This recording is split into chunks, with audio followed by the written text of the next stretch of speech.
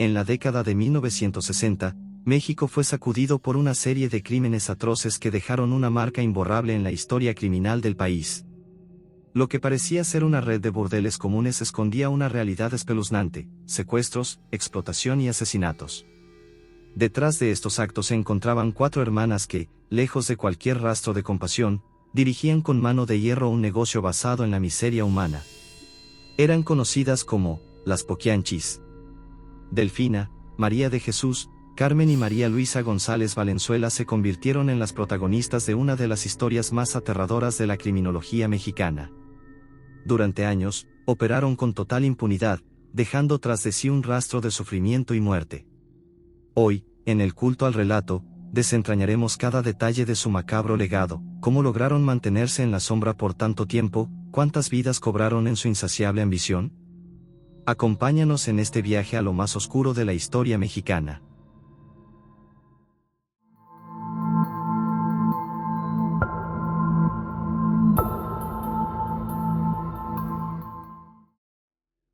En el sombrío y polvoriento pueblo de El Salto, Jalisco, a principios del siglo XX, la familia González Valenzuela vivía bajo la opresiva sombra de su patriarca, Isidro Torres.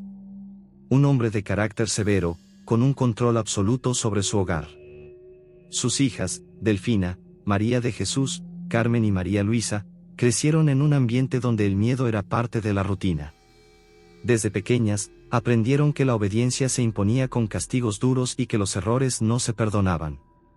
La casa en la que vivían tenía una atmósfera lúgubre, con puertas siempre cerradas y habitaciones donde la oscuridad parecía nunca disiparse. El silencio era la norma, roto solo por el sonido de pasos pesados y murmullos que flotaban en el aire como presagios de algo siniestro. Isidro era un hombre de autoridad en la región, y su presencia infundía respeto y temor. En su hogar, no había espacio para el cariño, solo para la disciplina y el control. Cualquier desobediencia se pagaba con largas horas de encierro en habitaciones donde la única compañía eran las sombras proyectadas por la tenue luz de una vela. A veces, los gritos de las niñas se ahogaban entre las gruesas paredes, como si la casa misma se tragara el eco de su desesperación. Bernardina Valenzuela, su madre, se refugiaba en la religión, convencida de que el sufrimiento era parte del destino de su familia. Su devoción la hacía severa, y en lugar de consuelo, ofrecía palabras que parecían sentencias. Para ella, el mundo era un lugar cruel, y las mujeres debían aprender a sobrevivir a cualquier costo. Los años pasaron, y la familia quedó marcada por un evento que lo cambiaría todo. Un día, Isidro se vio envuelto en un problema con la ley y tuvo que huir, dejando a su esposa e hijas a su suerte. Sin la presencia del padre, la casa quedó sumida en un silencio distinto, uno que anunciaba el inicio de una transformación. Las hermanas entendieron que ya no había una figura que las guiara o protegiera, estaban solas y debían valerse por sí mismas. La necesidad las llevó a buscar maneras de sobrevivir. Primero intentaron negocios pequeños, vendiendo comida y ofreciendo hospedaje en su hogar. Sin embargo, pronto se dieron cuenta de que el miedo que habían conocido desde niñas podía convertirse en su mayor ventaja. Aprendieron a manipular a quienes las rodeaban, a leer la desesperación en los ojos ajenos y a aprovecharse de ello. Cuando Delfina abrió su primer negocio, la transformación de la familia ya era irreversible. Lo que comenzó como un simple local de venta pronto se convirtió en algo más. Las hermanas, acostumbradas a la dureza de la vida, comenzaron a tomar decisiones cada vez más frías y calculadoras. Su pasado había moldeado su carácter, y lo que para otros sería impensable, para ella se convirtió en una forma de vida. La fama de su negocio creció rápidamente.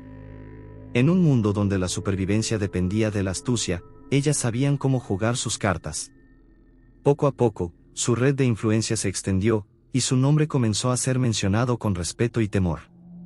Nadie se atrevía a enfrentarlas, pues había algo en sus miradas que helaba la sangre, un vacío oscuro, como si dentro de ellas ya no quedara ni un rastro de compasión. Así empezó la historia de las hermanas González Valenzuela, quienes pronto serían conocidas bajo un nombre que resonaría en la memoria colectiva como un eco de terror. Lo que vendría después sería mucho peor, pero los cimientos de su reinado de miedo ya estaban construidos, y nada las detendría.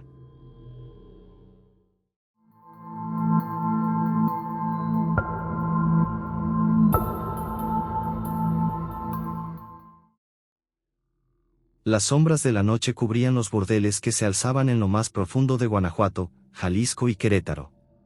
En su interior, los murmullos ahogados de las mujeres que llegaron con la promesa de trabajo eran devorados por la oscuridad de aquellas paredes. 4 hermanas controlaban estos lugares como si fueran reinas de un castillo siniestro, donde el miedo gobernaba cada rincón. Eran conocidas como las Poquianchis, y su imperio no solo se basaba en el dinero, sino en el dominio absoluto sobre aquellas que, sin saberlo, habían cruzado la puerta de un destino del que pocos regresaban. Todo comenzaba con un aviso en los periódicos o con rumores en los pueblos pequeños. Promesas de empleo estable y una vida mejor atraían a jóvenes ingenuas, quienes llegaban con la esperanza de encontrar un futuro digno. Pero en el momento en que cruzaban el umbral de aquellos lugares, la realidad se desmoronaba. Las puertas se cerraban con un sonido seco, dejando el exterior atrás.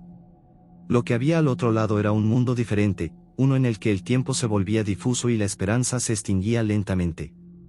La primera noche siempre era la más aterradora. Despojadas de su voluntad, rodeadas de miradas amenazantes, sentían que algo dentro de ellas se quebraba. Nadie que entraba ahí tenía control sobre su vida.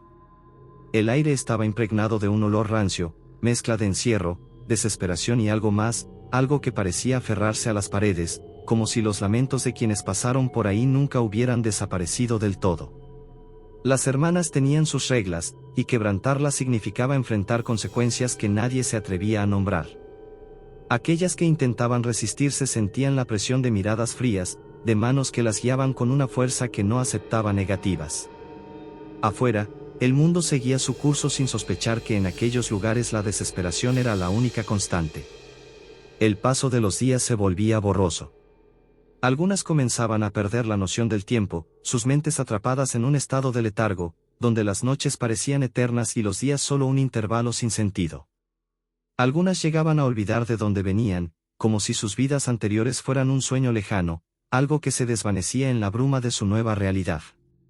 Pero lo más aterrador era la sensación de que algo más habitaba en esos lugares. No solo eran las miradas calculadoras de las hermanas o los pasos pesados que resonaban en la madera gastada de los pisos.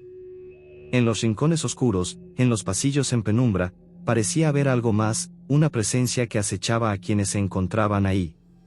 A veces, en el silencio de la madrugada, alguien aseguraba haber visto una silueta en la puerta, una sombra que no pertenecía a nadie, que solo estaba ahí, observando. Las hermanas gobernaban su imperio con una precisión escalofriante. Sabían cómo mantener el control, cómo evitar las preguntas y cómo hacer que nadie pudiera huir. Afuera, los rumores empezaban a correr, pero mientras los nombres de las desaparecidas quedaran en la bruma del olvido, nada cambiaría. Los años pasaban y el miedo se convertía en una presencia tangible en esos lugares. No era solo el terror de quienes llegaban y sabían que jamás volverían a casa. Era algo más profundo, algo que impregnaba cada pared, cada rincón. No importaba cuántas luces estuvieran encendidas, la oscuridad parecía estar siempre ahí, al acecho, como si se alimentara de la desesperación de quienes habitaban ese mundo. Las Poquianchis habían construido algo más que una red de engaños y sometimiento. Habían tejido una telaraña en la que todo lo que entraba quedaba atrapado, sin salida, sin esperanza, sin posibilidad de regresar a la luz. Y, sin embargo, cada tanto, una risa ahogada se escuchaba en la noche, como si algo en ese lugar disfrutara del sufrimiento, como si el terror que reinaba ahí no solo fuera causado por manos humanas, sino por algo que iba más allá de este mundo. Algo que nunca dejaría que el terror dentro de esas paredes desapareciera.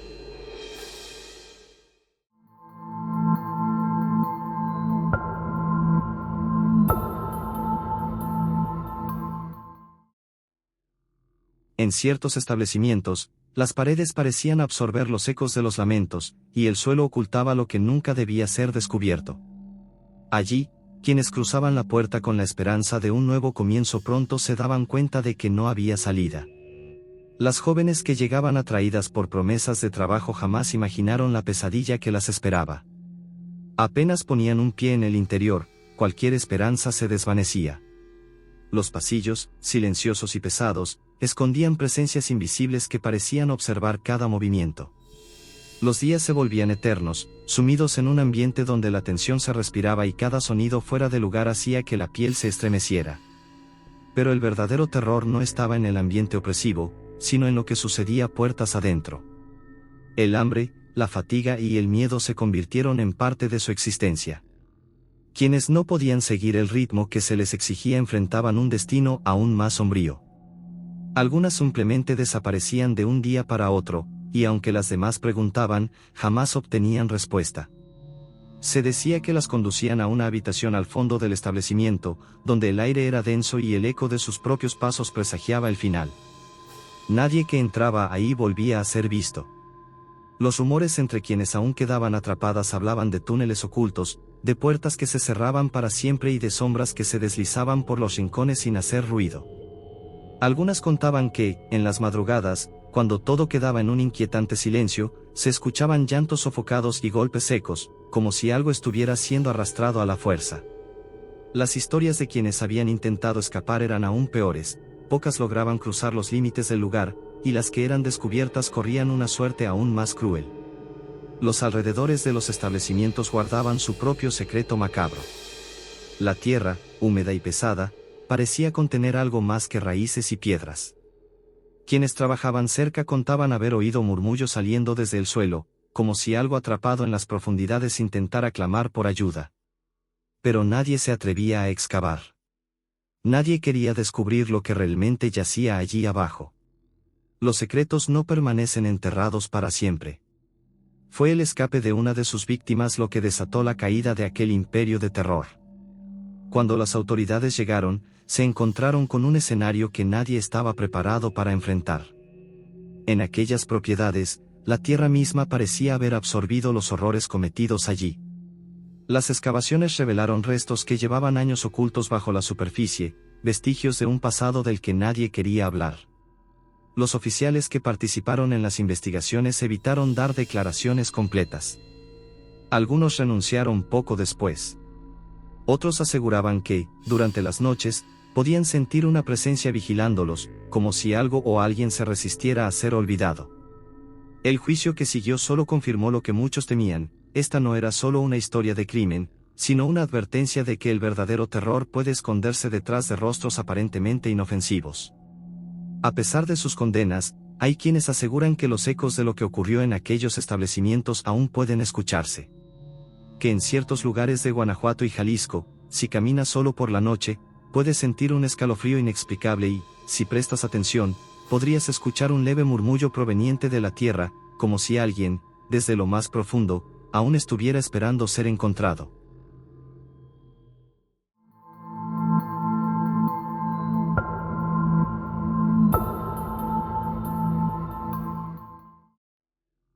El ambiente en el rancho, El Ángel, se volvía cada vez más pesado, como si algo invisible se cerniera sobre el lugar. Las hermanas, antes seguras de su dominio, comenzaron a percibir que los días ya no transcurrían con la misma impunidad de antes. La paranoia crecía entre ellas. Decían que escuchaban murmullos en la madrugada, que las puertas se cerraban solas y que el viento traía consigo un eco de lamentos. Pero el verdadero terror aún no había llegado. Una noche, Catalina Ortega, una de las jóvenes que había permanecido allí por demasiado tiempo, aprovechó un descuido y escapó. El silencio de la noche solo era interrumpido por su respiración agitada y el crujir del suelo seco bajo sus pies. Con cada paso, sentía que algo la perseguía, no solo la amenaza de ser capturada de nuevo, sino también los recuerdos que jamás podría olvidar. Cuando llegó a la comandancia de la Policía Judicial de León, apenas pudo hablar. Su voz se quebraba, su cuerpo temblaba. Las palabras salían entrecortadas, como si temiera que algo, o alguien, la detuviera en ese mismo instante. Al principio, los oficiales no la creyeron. Historias como la suya se escuchaban con demasiada frecuencia en los pueblos cercanos, y pocas veces terminaban en algo concreto. Pero luego vieron su estado, el miedo en sus ojos, las marcas que llevaba en la piel. No era una mentira. No podía serlo. Esa misma madrugada, un grupo de agentes salió rumbo al rancho. Los primeros en llegar dijeron que el aire se sentía extraño, pesado, como si algo estuviera aguardando su llegada. La entrada estaba en penumbras, y en cuanto cruzaron el umbral, el silencio se volvió insoportable.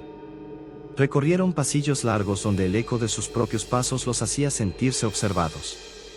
El hedor era insoportable. No fue necesario mucho tiempo para que encontraran lo que nadie estaba preparado para ver. Fueron guiados hasta un terreno baldío dentro de la propiedad, donde el suelo parecía haber sido removido en varias ocasiones. La tierra, húmeda y desigual, parecía contener algo más que raíces y piedras. Uno de los oficiales hundió la pala en el suelo y sintió algo duro. Al remover la primera capa, descubrieron lo impensable. La escena que se reveló con cada golpe de pala dejó a los presentes con el rostro pálido, incapaces de apartar la mirada, pero tampoco de seguir observando. Lo que yacía enterrado allí había permanecido oculto por demasiado tiempo, pero ahora exigía ser visto. El hallazgo sacudió a todo el país. La noticia corrió como fuego, desenterrando los secretos que habían permanecido en las sombras por años. Las hermanas fueron arrestadas sin resistencia, pero sin remordimiento. Sus rostros no mostraban horror ni arrepentimiento. Solo un vacío inquietante que dejó a todos preguntándose cuántas más historias como esa quedarían aún ocultas en otros rincones. Durante el juicio, las sobrevivientes contaron sus historias. Los testigos hablaron de noches interminables donde la desesperación llenaba los pasillos, de días en los que la presencia de las hermanas significaba el final para algunas. Se escucharon relatos sobre habitaciones donde la luz nunca entraba, sobre puertas que se cerraban para no abrirse jamás. Lo que ocurrió en aquel lugar no podía explicarse solo con palabras. El terror que se vivió allí quedó impregnado en cada rincón del rancho. En 1964, las hermanas fueron condenadas a 40 años de prisión. Pero hay quienes dicen que su historia no terminó ahí. Se cuenta que en las antiguas propiedades donde alguna vez operaron, aún se escuchan voces en la madrugada. Que hay quienes han sentido el peso de una presencia invisible observándolos. Y que en ciertas noches, si caminas por los alrededores de aquel rancho, el viento trae consigo un susurro que no pertenece a este mundo. Un recordatorio de que hay historias que, aunque sean sepultadas, jamás descansan en paz.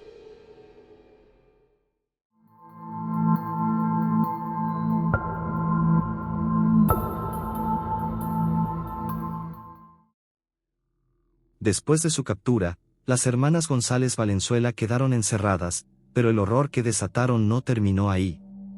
Sus nombres seguían resonando en los pasillos de la prisión, entre reclusas que las veían con desprecio y guardias que evitaban cruzarse con ellas más de lo necesario. Se decía que, aunque su imperio había caído, algo oscuro aún las rodeaba, como si una sombra invisible las siguiera persiguiendo, esperando el momento de cobrar su deuda con el pasado. María de Carmen fue la primera en sucumbir. Su cuerpo ya estaba desgastado cuando ingresó a prisión, consumido por la enfermedad que llevaba dentro. En 1949, el cáncer que la había debilitado por años terminó por arrebatarle la vida. Su muerte no generó rumores ni revuelo, solo el eco de su nombre desapareciendo lentamente entre los muros del penal. Sin embargo, para las demás, el destino tenía planes distintos. Delfina, la más temida de todas, aún conservaba su actitud desafiante en prisión. No dejaba que nadie la viera débil, caminaba con la cabeza en alto, como si aún tuviera control sobre su entorno. Pero el miedo ya había comenzado a enraizarse en ella. Sus noches se llenaban de sobresaltos, despertaba agitada, murmurando cosas que nadie comprendía. Decía que veía sombras moviéndose en los rincones de su celda, que sentía el peso de una presencia acechándola. Nadie le creyó, hasta que su final llegó de la forma más inesperada. El 17 de octubre de 1968, mientras trabajaba en la lavandería de la cárcel de Irapuato, un balde de cemento cayó desde lo alto y golpeó su cabeza con tal fuerza que no hubo forma de salvarla. La hemorragia cerebral acabó con su vida en cuestión de minutos. Algunas internas susurraban que no fue un accidente, que algo más la había alcanzado. Otras decían que había sido su castigo final, como si las mismas manos invisibles que la atormentaban por las noches hubieran decidido sellar su destino. Años después, en noviembre de 1984, el turno le llegó a María Luisa, conocida como Eva, la piernuda. A diferencia de Delfina, su final fue más lento. Pasó sus últimos días sumida en el aislamiento, cada vez más paranoica. Se decía que hablaba sola en las madrugadas, que a veces se detenía en seco en medio de una conversación, mirando al vacío como si alguien le estuviera susurrando al oído. Cuando finalmente el cáncer hepático terminó con su vida, su expresión aún reflejaba una mezcla de angustia y resignación. Como si, en sus últimos momentos, hubiera comprendido que el final era inevitable. La última en partir fue María de Jesús, la única que logró salir de prisión. Su libertad no le devolvió la paz, porque su historia la perseguía donde fuera. Caminaba por las calles con la cabeza baja, evitando las miradas de quienes la reconocían. Se decía que en sus últimos años pasaba horas mirando por la ventana, murmurando nombres que nadie más entendía. En la década de los 90, la muerte finalmente la alcanzó en libertad, pero su historia ya estaba escrita y jamás podría escapar de su legado. Hoy, aunque los nombres de las Poquianchis se han convertido en parte de la historia criminal de México, hay quienes aseguran que sus ecos aún resuenan en los lugares donde alguna vez reinaron. Que en ciertas noches, en la antigua prisión de Irapuato, se escuchan pasos en celdas vacías, murmullos que se pierden entre los muros, como si algo nunca hubiera encontrado descanso. Como si, a pesar de todo, la historia de las hermanas González Valenzuela no hubiera terminado del todo.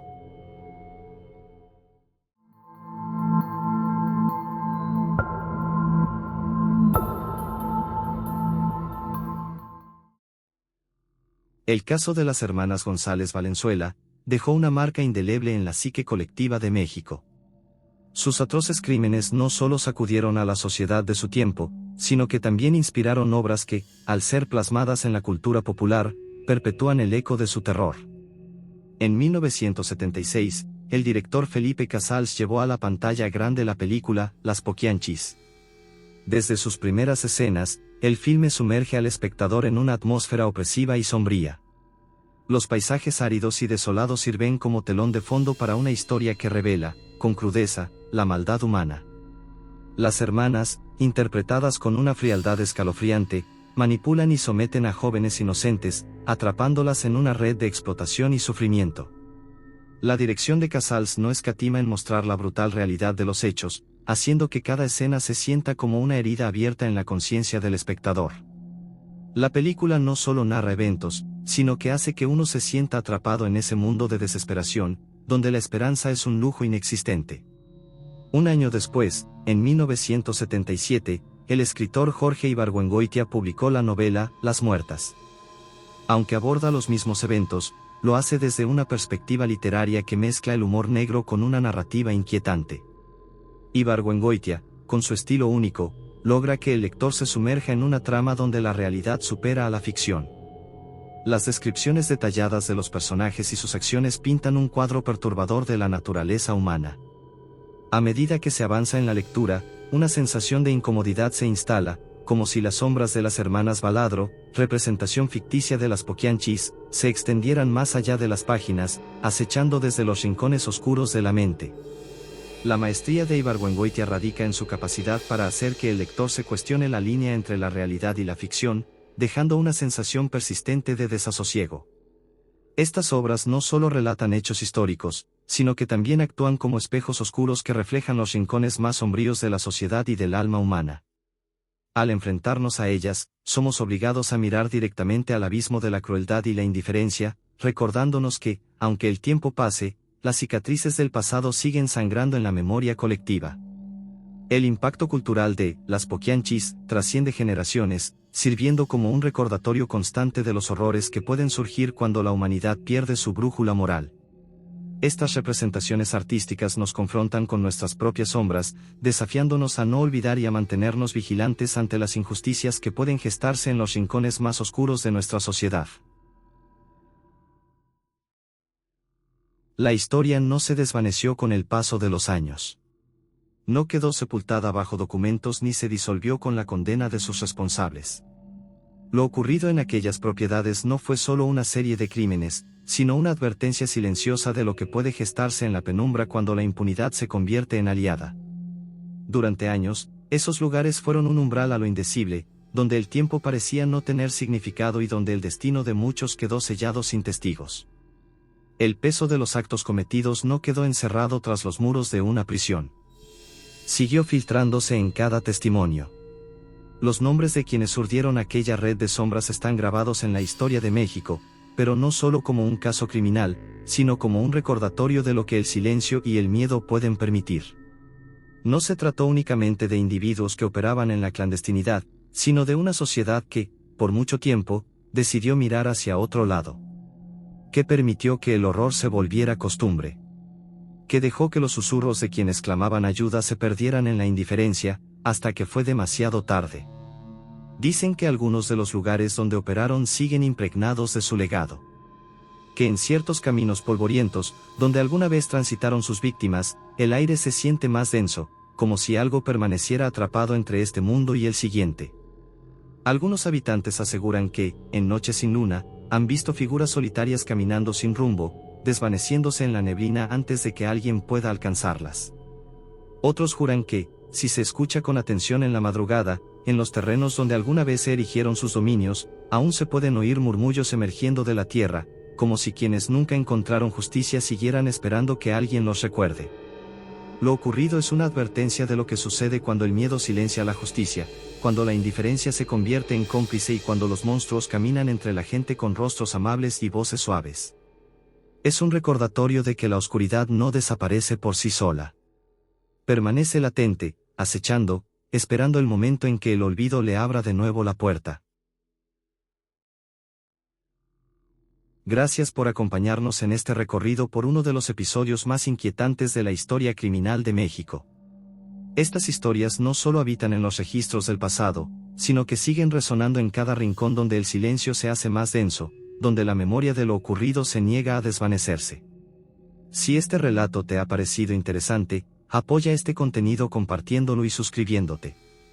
También te invito a unirte a nuestro grupo de Facebook, donde puedes compartir tu propia anécdota y ser parte de esta comunidad. Te dejo el enlace en la descripción. Además, sígueme en mis redes, especialmente en Instagram para estar más en contacto y enterarte de todo el contenido que se viene. Esto es El Culto al Relato, hasta la próxima pesadilla.